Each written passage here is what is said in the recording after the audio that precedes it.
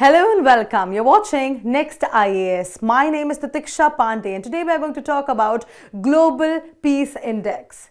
How ironical is that? जब एक तरफ पूरी दुनिया में वॉर्स चल रहे हैं, हम पीस की बात कर रहे हैं. Anyways, let's get into the topic.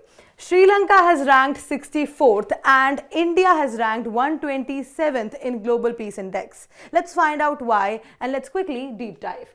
So the first thing that we're going to talk about is the latest news. देखिए, India has been rank 127th out of 163 countries. बहुत अच्छी रैंक नहीं है, we all know that. Why is that? देखिए, हमारी जो neighbouring countries है वहाँ कुछ ना कुछ चलता रहता है. एंड इंडिया के बॉर्डर्स में भी हम हो सकता है कि आप तक वो न्यूज़ ना पहुंचती हो, लेकिन डेफिनेटली कुछ ना कुछ मिलिट्री एक्टिविटी होती रहती है. Terrorism is one of the biggest factors why global peace index में इंडिया का रैंक 127th है. एंड टेररिज्म हमारी कंट्री में बहुत ज़्यादा प्रिवलेंट है. आप अगर थोड़ी भी रिसर्च करेंगे आप रियलाइज़ कर पाएंगे कि अभी जो लाल किले पे, रेड फोर्ट पे जो बॉम्बिंग हुई थी, that is an act of terrorism.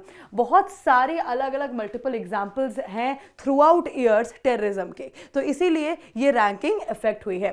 Now in the global peace index 2027 में हमारी रैंकिंग है 127th. The index is release annually by the institute for economics and piece.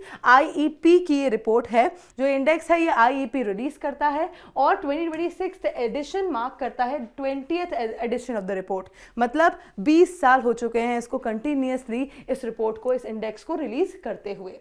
Then the ranking reflects a country's level of peacefulness, internal stability and security environment. तो कितना peaceful country का environment है, कितनी internal stability है और security का क्या environment है, ये सब ये पूरी report highlight करती है. Now the report highlights growing global concerns over conflicts, militarization and geopolitical tensions. जो ग्रोइंग कन्फ्लिक्ट्स हैं कंट्री के अंदर, अगर आप ध्यान से देखें तो आपके आसपास कोई ना कोई कॉन्फ्लिक्ट ज़रूर चल रहा होगा.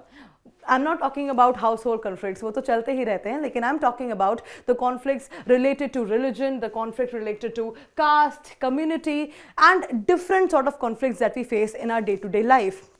मिलिटराइजेशन, कितना हम डिफेंस में इन्वेस्ट कर रहे हैं, मतलब जितना हम डिफेंस में इन्वेस्ट करेंगे वो भी इस रिपोर्ट को कहीं ना कहीं इन्फ्लुएंस करेगा. क्योंकि जितना एक कंट्री डिफेंस में इन्वेस्ट करती है मतलब उसको उतने डिफेंस मटेरियल की ज़रूरत है. उसको फील होता है कि हमारी कंट्री को इतना डिफेंस का जो मटेरियल है, जो वेपन्स हैं वो चाहिए. और अगर हमें वो फील होता है कि वो हमें चाहिए, मतलब we are not at peace at all.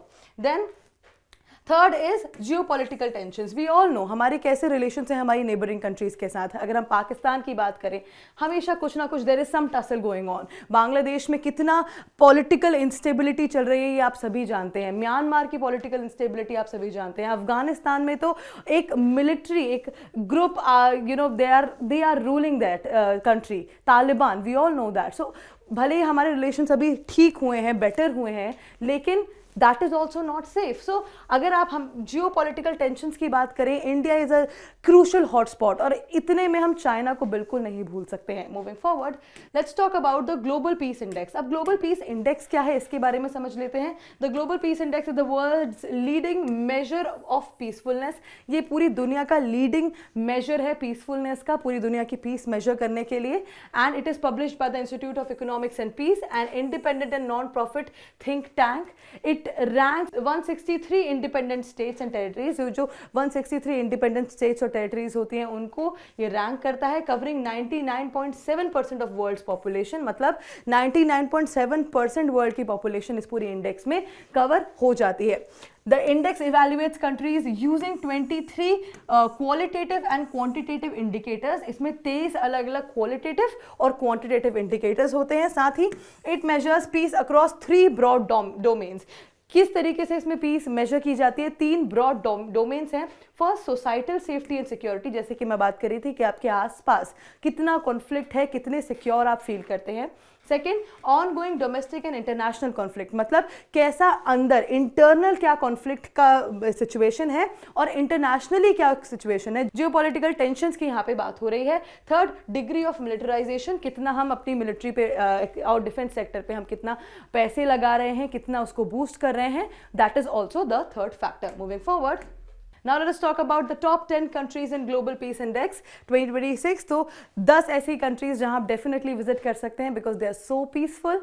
They are top 10 countries in the Peace Index. 1. Iceland, New Zealand, Switzerland, Slovenia, Ireland, Austria, Denmark, Singapore, Portugal and Finland. Now the key highlight is that Iceland has retained the first position for the 19th consecutive year. How fascinating is that? 19 साल से it has retained the first position in the Global Peace Index. मतलब कितनी peaceful वो country होगी, you can imagine, and you can definitely visit Iceland if you want to see and experience that peace. Moving forward, let's talk about the key takeaways and India's position. Now this becomes important क्योंकि India की position जानना हमें बहुत important है इस समय. India's rank is 127th, indicating room for improvement. Definitely, not only some room, there is a lot of room for improvement when it comes to peace and in internal security and conflict management. Rising geopolitical tensions are affecting peace levels across many regions. Definitely, जैसा कि अभी मैं आपको already बता चुकी हूँ, India is a hotspot. सारे ही neighbouring countries में कुछ ना कुछ टर्बुलेंस चल रही है, इसीलिए ये पीस इंडेक्स को भी कहीं ना कहीं उसने अफेक्ट किया है. और जियोपॉलिटिकल टेंशंस जो हमारी अलग अलग कंट्री से चलती रहती हैं वो भी इस पूरी पीस इंडेक्स को अफेक्ट करती हैं. Russia was ranked the least peaceful country. We all know why. 4 साल से यूक्रेन के साथ वॉर चल रहा है.